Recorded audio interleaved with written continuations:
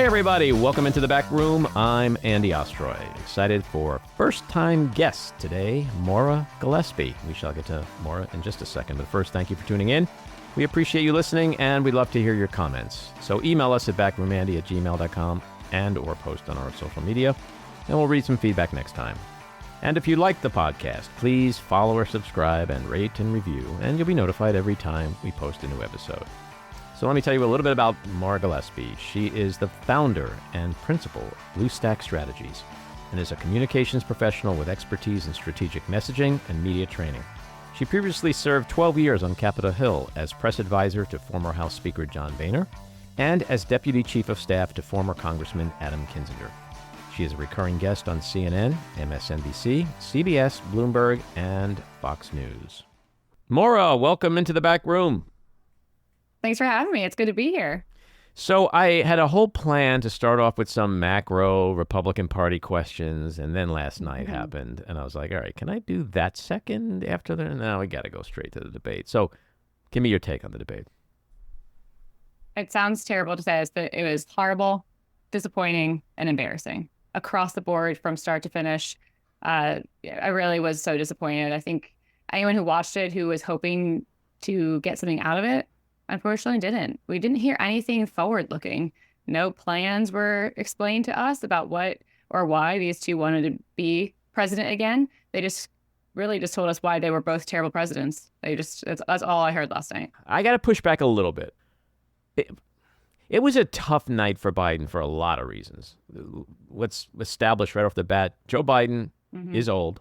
He is slow. There's no getting around that. And Donald Trump is a pathological liar. He's untethered to truth and reality and facts. And Jake Tapper and Dana Bash and CNN made a decision they were not going to fact check. So home court advantage to Trump. I mean, like, if you just can get to say whatever you want, whenever you want, no matter how outlandish the lie, then you're going to win, quote unquote, win on some level.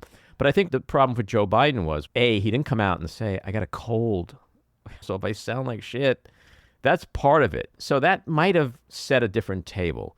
But the lies came so quick. And I do think Biden tried to address some of them about women's rights and Ukraine and the global stage. I think we got a decent enough insight into what Biden wants to continue doing as president. I will certainly agree with you that we got nothing from Trump about that, but we never do.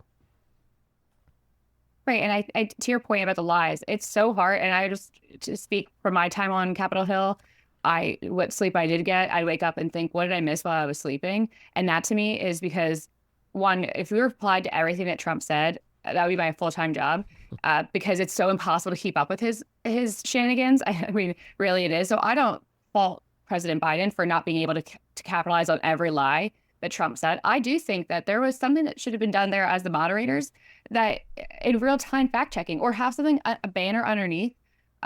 Twitter has that, readers notes, community notes. We really could have benefited from something like that, because I think that people who are tuning in to watch and just see if they could hear anything that appealed to them, what if they heard all these Trump lies that weren't being disputed? I mean, that's really a disservice. We didn't learn anything in that regards. And I think that's a letdown for me to see that kind of just silence, really. Like, he was allowed to go and not be checked at all. And that's a disservice to us all, truly. But I do think, the points that Biden was trying to make, he struggled to make. And so while I don't disagree with you, they were important, they didn't come across clearly or coherently. And again, on the same side of that coin, Trump also goes on these tangents that are not coherent, right. And they are hard to follow along.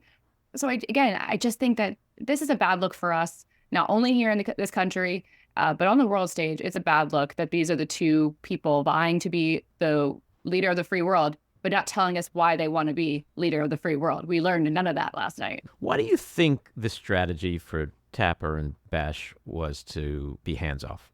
What was the point? I mean, I was talking to my 20-year-old daughter last night, and I said, they could have literally handed you the sheet of questions, or anyone, and we would have done the same, right? I mean, all they did was read questions. So how is that moderating? How is that serving any purpose other than to recite questions, which anyone could have done? A teleprompter could have done that. I mean, Right. truly, and what I thought the purpose of having them was because during interviews, they do fact check in real time. They do push back on people they're interviewing to say, well, actually, there's what this is, or that's not how it was said. They do that in interviews that they do. That's their career. And for them to be silent, I mean, at one point I thought, did Tapper's microphone go off, or did what happened? I hadn't heard him in so long that I really was wondering, where's Tapper? I mean, it's just when they're talking about things that he had interviewed, former Trump officials, he could have stepped in, but he didn't. And I understand that there was a lot of not confusion, but controversy about the whole muting the microphone thing, and they were trying to stay out of it in that sense. So it's not to look like they're playing favorites. But again, the term and the job of being a moderator is to moderate the conversation, and none of that happened last night. I'm going to go on record and say I have a lot of respect for both Jake Tapper and Dana Bash. They're both incredible professional journalists, and to your point, they do push back more so than a lot of other journalists. So that translates to me that there was a calculated strategy not to do that. And that's what I don't understand, is what were they trying to accomplish by willfully allowing someone like Donald Trump, who going in is just going to spew lie after lie? I mean, Joe Biden, they're talking about it. Everyone's talking about how Joe Biden was like, his eyes were bugging. Like, he kept looking like, are you guys going to say anything? Like, can you fact check some of this? Because this is insanity. He was out there on a paddle. He was out there on a boat without no paddle. I mean, there was no one coming in to help him in terms of fact checking. And I think that is one of the most frustrating parts about last night, was that I kept thinking about people who were just tuning in and don't know a ton about politics. Obviously, I would say we absorb this stuff a lot. We are constantly in tune with it. But for somebody at home who does not pay attention to politics but heard about the debate going on and they tuned in and heard this, they could be very susceptible in believing it. And I worry about that, because the responsibility that they had at CNN to host this debate, they built up all around it, all the media around it, all the fanfare, the 12-person panels they had afterwards. Well, afterwards, no one's watching. Afterwards, people are going to bed. It's already a late show. They're not going to tune in and hear you try and fact check after the fact. Those who tuned in for those 15 minutes, maybe, that information they got, it's not good for us. It didn't look good for the election. Whether that encourages them or dissuades them, I don't know. But they heard a lot of lies, and they may believe them. So for me, I'm going to play either the delusional libtard or the practical realist. I'll leave it up to the audience to decide who I am. But what do you say to those who say, all right, this was one night. There's 4 months left. There may be another debate, maybe not. There's going to be more legal situations for Trump. Maybe a trial is going to start. He's going to be in the news in not a good way, especially as a convicted felon. There's a sentencing coming up July 11th. There's 2-party conventions coming up, and a shitload of time between now and November 5th for both of those guys to demonstrate who they really are. So with that as a backdrop, does last night really matter? If Joe Biden goes out today or tomorrow, and by the way, did you see him at the watch party afterwards? How forceful. I was like, what? Where was that Joe? Where was that voice? Like, how come you couldn't do that? Like, I don't know. So the assumption is going to be that on the campaign trail somewhere in the next few days, certainly over the next few weeks, the stronger voiced Biden will return. We also can guarantee that the unhinged maniac Trump will continue his routine on his tour. So assuming that's the case, come middle of October, end of October, November 5th, is anyone really going to remember Sleepy Joe at the debate? I say yes, because I don't think that Joe is actually, President Biden is actually going to make it to November. I think he is going to drop out of the convention. I've said this for months now. I've been saying I don't see how he gets through it. I don't think it's good for his health. I don't think it's good for him. The job of being president, we've seen it, right? We've seen what happens from, when George Bush started to when he ended, the toll it takes physically. Obama, same thing. We saw how much he aged in those 8 years. It is not an easy job. The schedule itself is robust, and that's putting it kindly. And again, just the toll of being the leader of the free world is massive, and it should be, right? I don't see how either Trump or Biden is capable in this moment to do that. It's a lot to put on them. They're at past retirement age. Why not go back off and into the sunset and enjoy being a grandfather, enjoy being in retirement? I just don't see them making it past this point. So I do think that in August, the Democrats are going to realize it's time for us to move on and pass the torch, which Dean Phillips had said months ago when he tried to run, and he was largely dismissed. But he tried to say, it's time to pass the torch. Let's enter a new generation into this mix. And I do think that if they put anybody else up, maybe Dean Phillips, looking at Gavin Newsom or Michelle Obama or something of that nature, they'll beat Trump.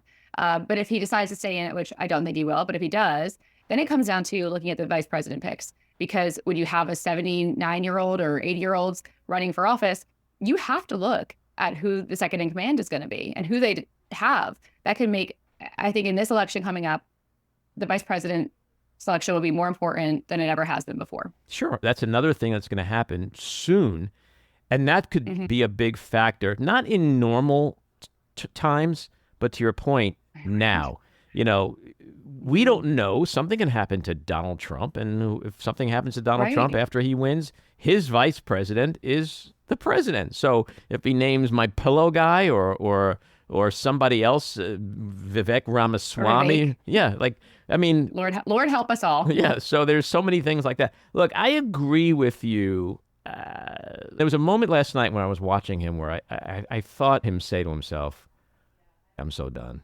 I'm done with this shit. Why am I doing this to Why myself? am I doing like, this why to am myself? I doing it? Yeah. But yeah, once you are president and then you're the nominee to be reelected, I can't fathom you dropping out. I think his pride, his ambition, his desire for a legacy that's not quitter. If you look at his career, everything he's done, that man has overcome so many obstacles, trauma. I've had trauma in my life. I get him. I've walked his shoes in many very similar ways. And that gives you a determination and a drive, a principled drive that few other people may have. If he does it, great. But I think the stuff I'm seeing, all this fetishization of Gavin Newsom and Josh Shapiro, it's like Democrats. There's two items on the menu, him and Trump. And that's it until Biden, to your point, says it himself. I'm out of here. And I just don't I don't see that happening. But if let's play this out. If he does do that, who do you think is the person that should replace him? Who has the best shot? I think who's been angling for it since he decided to have a debate with Ron DeSantis, which was ridiculously weird, is Gavin Newsom. He's angling. He's been positioning himself. He's positioning himself last night as a loyalist to Biden because he wants to be tapped by Biden personally. That's how this will work. It's not as if Biden can just, drop out. He has to, these are his delegates that are going to the convention. And so to get the blessing and to get Biden to pass the torch is what Gavin Newsom is angling for. So I think that's where that's headed. But to your point, I agree. I think when we look at the two candidates we have, I personally do not see either as a good option for the future of America. That doesn't mean that I think that either is a bad person. I don't think that Joe Biden is a bad person. I don't. I have my own feelings about Donald Trump and for people who went to go work for somebody who said he bragged about sexually assaulting women because of who he is. So I have problems in that regard, amongst others. However, his ambition and his desire to have a legacy and desire to finish the job, I get all of that. But we're at a point that this isn't about you. This is about the country and the future of this country. And what does that look like? And so if you want to have a legacy, what better one to say is that this isn't about me. I'm passing the torch because I know I can't do this next 4 years, but somebody else can. And I trust XYZ. I trust them to do this. So really, it would be a better move for him, I think, to look beyond himself and to look at what is at stake here. And if last night didn't show you what's at stake is Trump's going to steamroll through this because he can lie on television and not be checked, because he can fearmonger and make people who tuned in for 5 minutes think that the country that we love, that we are part of, is going down into the burning pits of America. Like he talked about being the worst country in the world. That's super unpatriotic for a person who wants to be the president of this country. Totally. So it's a very stark difference about how you talk about the country. But again, if you're being told that it's all going to hell unless you pick Donald Trump, there are people in this country who are going to be scared enough to do so. So it's time to look beyond ourselves. And I think for Joe Biden, it's time to look beyond himself and pick somebody else. So to continue playing out this scenario, doesn't it then create even more chaos for the Democratic Party? Biden already has an issue with the coalition. He has an issue with voters of color, with young voters.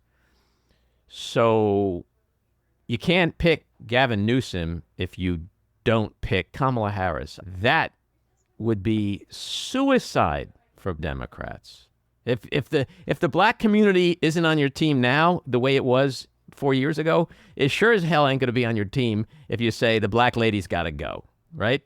So that is a huge problem. But I have a theory. Oh, let's hear it. My theory has always been, that ever since Newsom announced he was going to run against, or he was going to debate DeSantis, I thought, okay, here's what's happening. Come the convention, Biden will hand the torch to Gavin Newsom and Michelle Obama, and then Kamala could go back to California and run for governor. It's a win-win.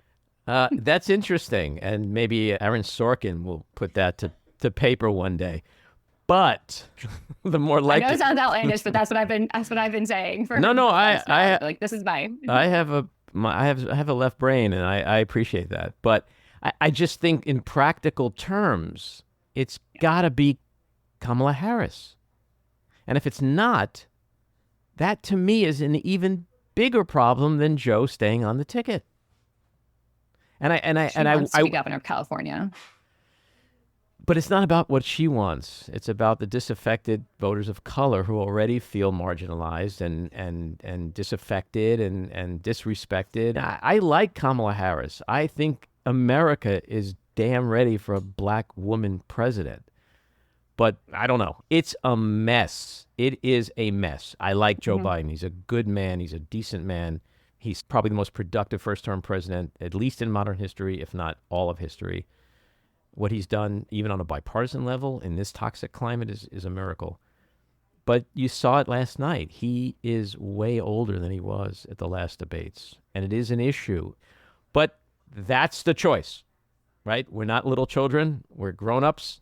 We're going to have two choices on the menu in November, like it or not, if he stays in the race. And I'm curious to hear what you think.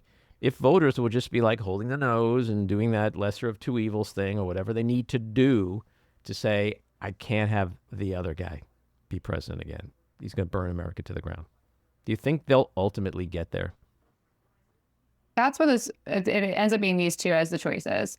That's what it will ultimately come down to. They're going to vote for one so the other one doesn't become president. That's what it is. It's not, yes, there are loyalists in each camp. Of course there are. But, largely the way that it'll come down to is those votes in the middle. And it doesn't mean that it's the moderate votes. It's just those who are undecided. They could be right or far right, flanking, but they just may not like these choices. And at the end of the day, they're going to have to either decide not to vote, to write in a candidate, or to vote for one so the other one doesn't become president because they dislike that other person so much and fear for what the outcome would be if that person won. And that's the motivating factor here. It's not out of inspiration. It's not out of I'm excited about the future. It's out of I'm afraid of what the future might look like otherwise. Mm-hmm. And that's terrible. That's terrible for us as a society that values our democratic principles, that we value the ability to choose our president. That's not great for us. So we got a lot of work to do moving ahead for sure. One of the most astounding things to me since 10:30 last night when the debate ended and the post-debate analysis began is that it just seems so one-sided. Like everyone is talking about Biden's performance. And it just is more of that normalization of Trump's danger and delusion and derangement. It's like, that's Trump. But let's talk about Biden. And it's like, no, we have to talk about Trump too. And we have to talk about him 1,000 times more because he's a maniac. One guy is old and slow and maybe stammers a little bit, and the other guy's a maniac. But we're not seeing that contrast among the pundits. I was going to say it's shocking, but it's not, because the reason we're dealing with this, the reason why Donald Trump is where he is today is because of that normalization, is it not? Mm-hmm. It's absolutely why. We've given him so much oxygen that he's taken all of it. We don't have any left. I mean, truly, he talked about January 6th and blamed everybody else but himself. He refused to answer questions about whether he would accept the outcome of an election where he lost. He struggled to answer that. I mean, we let him get away with so much of this stuff because, again, we said earlier about him lying so quickly and fervently that it's hard to keep up with it. But it's also hard to keep up with the fact that he, again, ignored January 6th, any responsibility. He has still, to this day, failed to take any single ounce of responsibility about one of the worst things that happened in my lifetime as aside of 9/11. But like, this is a terrible day on American history, American democracy, the attack on the Capitol. And then he blamed the cops. He blamed the officers for January 6th. He blamed Speaker Pelosi. He blamed Mayor Bowser. I mean, he blamed everybody he could possibly think to instead of himself and any role he may have had in it. And I find that to be the most shocking, that the people on TV last night weren't talking about that. They were talking about Biden being slow and the golf game that was discussed for more time than childcare was discussed. So, I mean, these are things that troubled me, sitting and watching it. And people who I heard from last night, that was one of their biggest concerns, was no one called him out, but also no one talked about policy issues they actually care about at home. Mm-hmm. He had the unmitigated gall to demand on camera that Joe Biden apologize to him for the treatment of the rioters. I mean, okay, so Biden talks slowly and he had a cold or whatever and he's old and he's... How is that not the headline today? How is black jobs not the headline today? What is a black job? I want to know. Can you explain to me what a black job is? I wouldn't even know where to start, and nor would I try, because that was ridiculous. But I do think, too, I actually thought that was a good moment for Joe Biden on the "you owe me an apology" thing. I thought his response, it was, State of the Union, Joe Biden was back there in responding to Trump in that regard. So that was a good moment for him. Well, let me ask you a question, because absolutely not. You're hitting on something I wanted to ask you about when you say State of the Union, Joe Biden, because he did come in the second half. You could see he started to come back, but where he came back was when it seemed like he stepped away from his over-rehearsed, over-consulted Joe Biden and went into passionate Scranton Joe. Those were his best moments. Biden hit him on the cheating. Like, how many millions do you owe for molesting a woman while your wife was pregnant? He hit him on convicted felon. Mm-hmm. He said you have the morals of an alley cat. He got a presidential nominee to say, I didn't have sex with a porn star. When you find yourself saying, I didn't have sex with a porn star at a debate, you're in trouble. He hit him on the Patriots, J6, pardon stuff. He hit him on the abortion stuff. He brought up 159 presidential scholars said you're the worst president in history. He brought up the 40 cabinet members and aides who won't endorse him. He said, I'll play golf with you if you carry your own bag. He said you're a whiner. I mean, the guy wasn't exactly in a coma. He came prepared and he got his zingers in, and I think he covered a lot of stuff. So I think what I'm taking away from all the analysis is that people are just so hung up on the style of it all, he had a cold. I mean, I said to my friend, I had friends texting me nonstop, like I'm sure you did. I was like, the dude is sick. That explains his voice. I don't think there's a lot of stuff that was missing last night. It was just the way he did it. And I think this whole style over substance thing, that's what I think is going to change over the next 4 months. I would agree that he wasn't asleep at the wheel, but I think, if he was not feeling well, so there's two things there.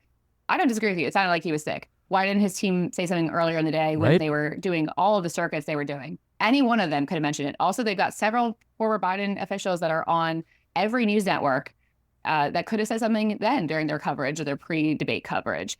So that seems odd. And then again, at the end, when he did his post-debate rally, he sounded better. He sounded more enthusiastic. So I do think, yes, sure, he was sick. But I think part of it was that he was over-rehearsed. Obviously, spending a week in Camp David and prepping for this thing and being drilled in by his staff who, drilled this into his head. Here's what you got to say. Here's how you get a message. It's also nerves. And, it may not be like someone's first thought, given he is a seasoned, politician and has been in this job and in this role and in this world for decades.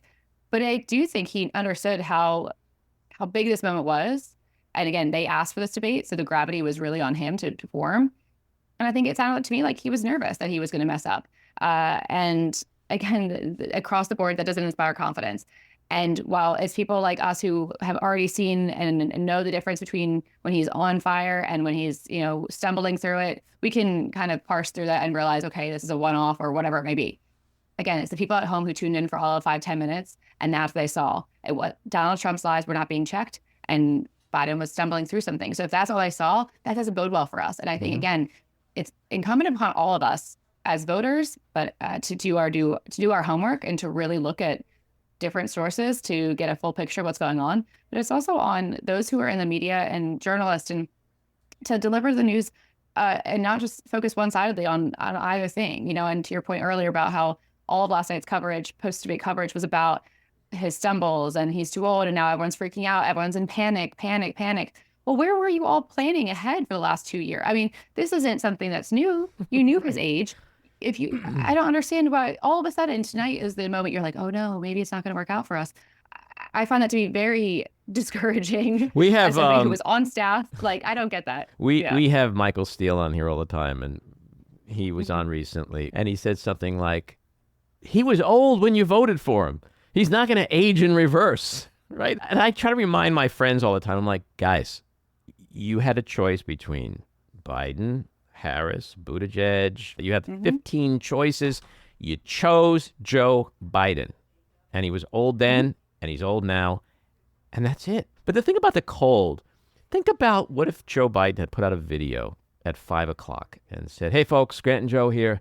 I got a miserable cold. My throat is killing me. I can hardly speak, as you can hear. And I'm going to show up tonight because it's important. It's important to America. To tune in. To tune in. Yeah. I may not sound very good, but I'll be there.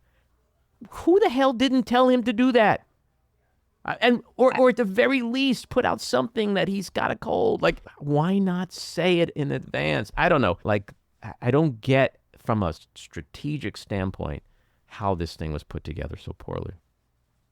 I don't either. And it does actually make me think about, when I'm prepping, whether it's a client or when I used to work on the Capitol Hill and prepping, we would go over these things, not only through memos, but walking and talking through it.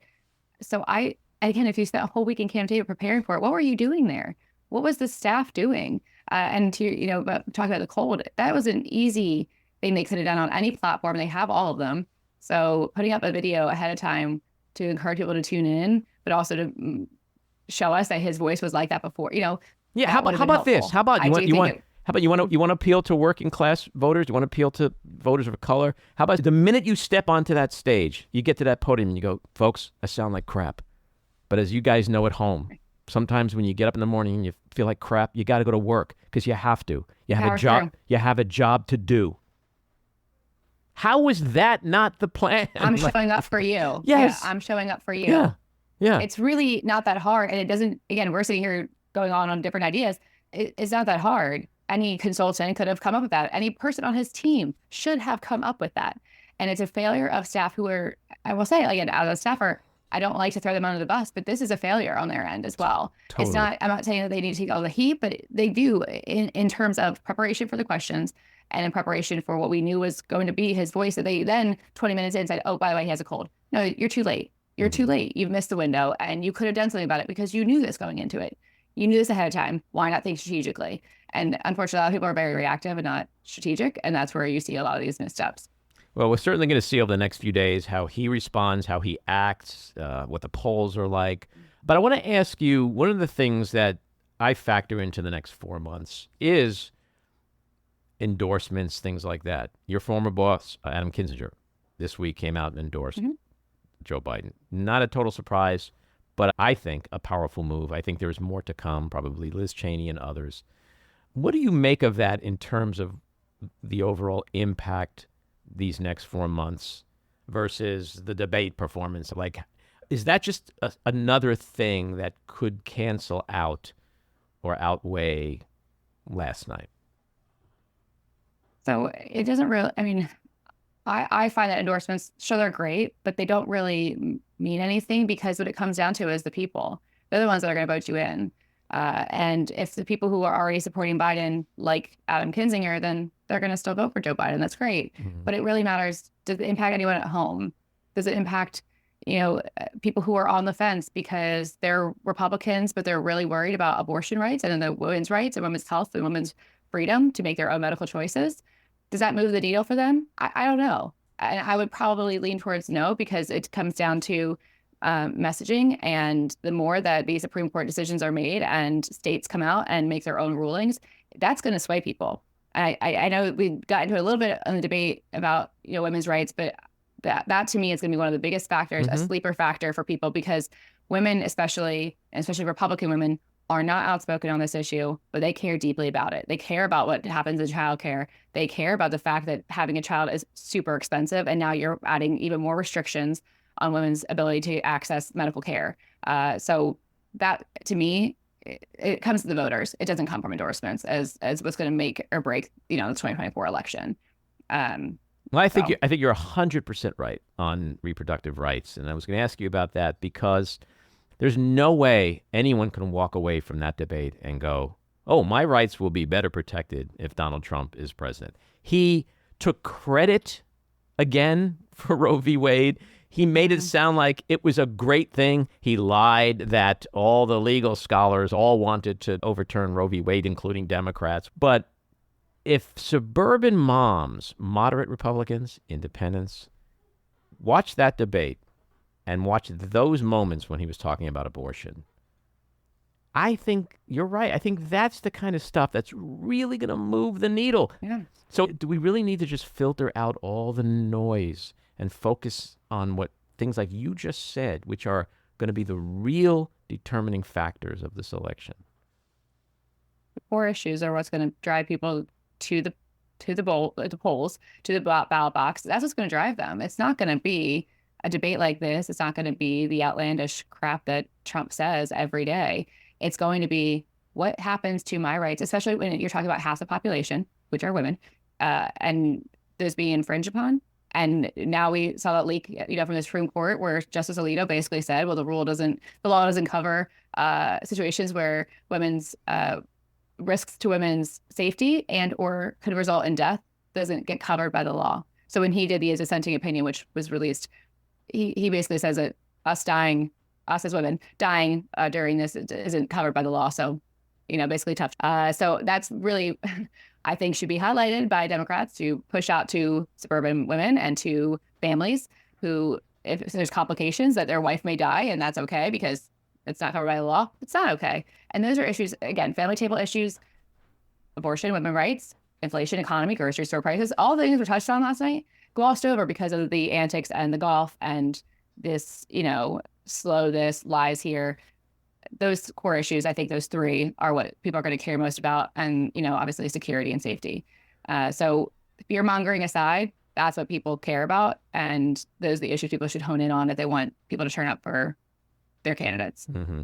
So in our final minutes, I want to get to the more macro Republican Party questions. You've been involved in the party, obviously, for many years. Mm-hmm. The GOP went from the party of law and order to the party of a convicted felon and insurrection, from the party of faith and family values, to the party that worships a serial sinner, from the party of democracy and national security to the party that enables Putin and a fascist dictator wannabe. Trump is at the head of that party.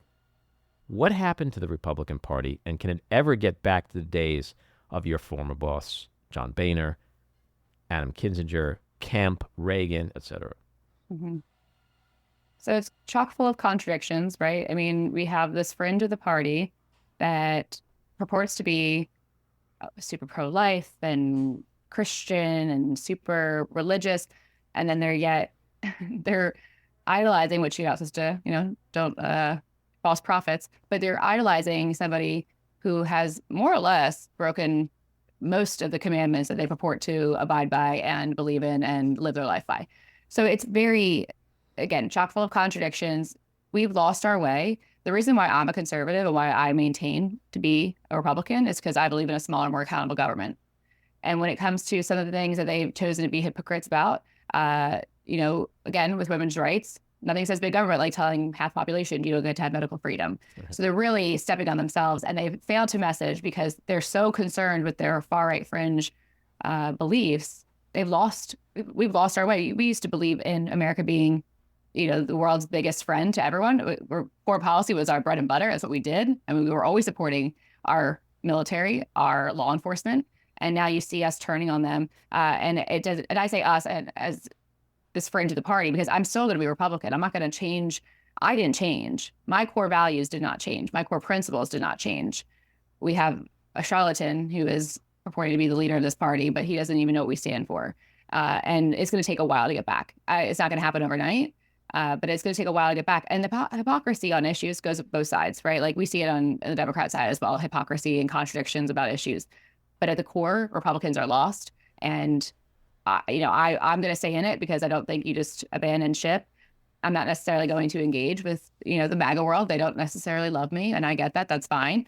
I don't need their love, but I'm not going to leave because I know what this party stands for or has stood for in the past. I worked for great members who were Republicans.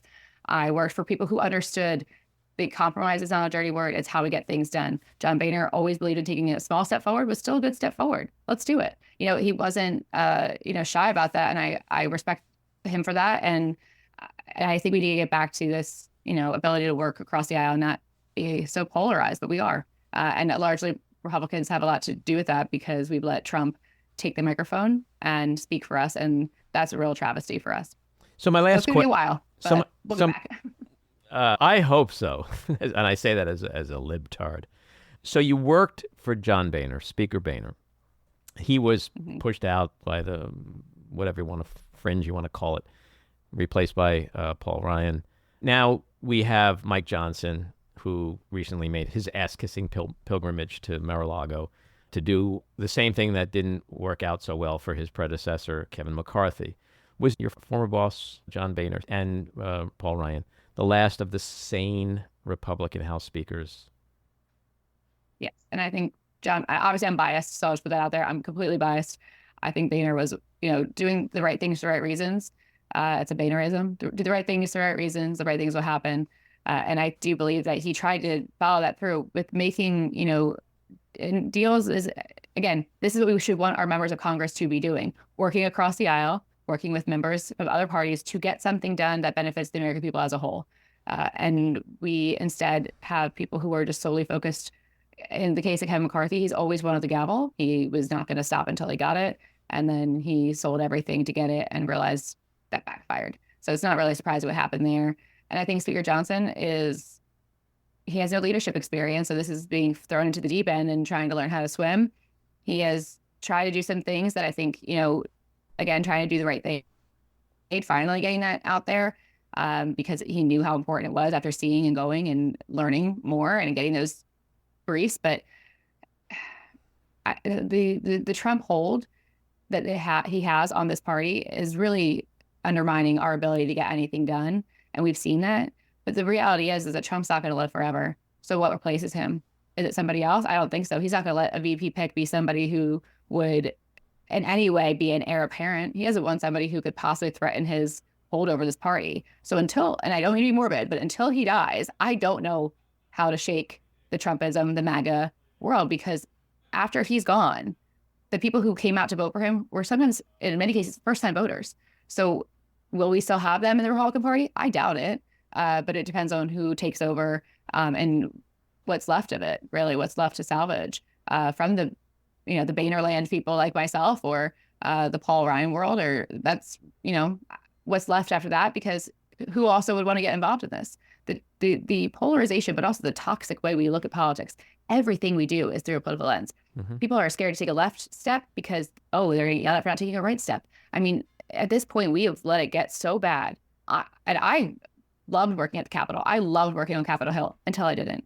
And I think that, unfortunately, we really dissuade people from even wanting to get involved in this. Yeah, no, I agree with that. All right, who's he going to pick for vice president? Ooh. I mean, it's leaning towards Tim Scott. If he can continue to keep Tim Scott from saying anything. Anything. No, stop right there. That's it. Stop Tim Scott from saying anything, period. Yeah, pretty much. Yeah, he just wants someone who's going to be a quiet loyalist, but also helps him look good. Mm-hmm. And that's what, we saw that. So I think that's what's going to happen.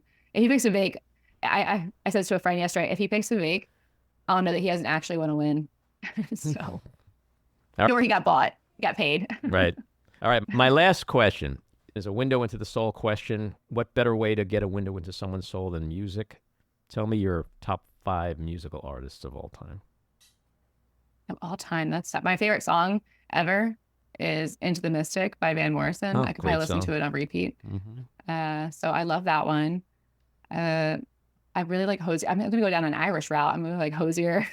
Okay. Yeah, so that's my jam. I grew up listening to oldies. We played a game in the car where you had to identify the song and or the artist. I was better with song lyrics than I was at who sang them. But Motown, I'm pretty good at. I could identify most things. But yeah, so I think folk, like folk pop probably is my genre that I would choose to listen to. But I run the gamut. All right. If you're going to a deserted island, you could take one band, one album. What is it? One band. Oh, can I just take the Big Chill soundtrack? There you go. All right. We'll close on that. That's Okay. awesome. Maura, this was great. I really appreciate your insights and hope you'll come back and talk with us again. Love that. Thanks for having me. This was great. Take care. This episode of The Back Room was edited and produced by me, Andy Ostroy. It was co-edited and co-produced by Matty Rosenberg and co-produced by Jen Hammoud. Our theme song was composed by Andrew Hollander, and our logo was designed by Cricket Lengyel. And special thanks to Patricia Wind. Please take a moment to rate and review the podcast, and also follow or subscribe. Until next time, keep your eyes on Washington, Hollywood, and your own backyards, and have a great week.